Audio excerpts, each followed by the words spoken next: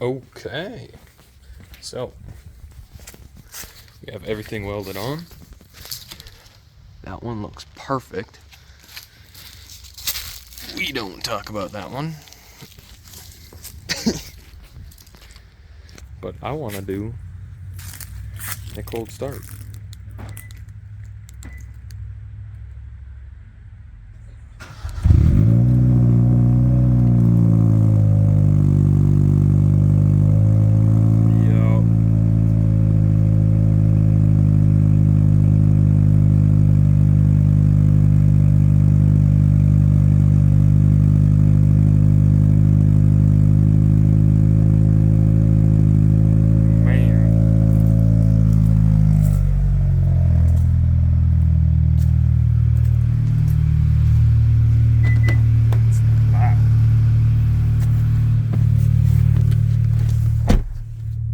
When you get in here, the seat no longer vibrates, which I like, and it doesn't sound like there's a big ass hole underneath my seat.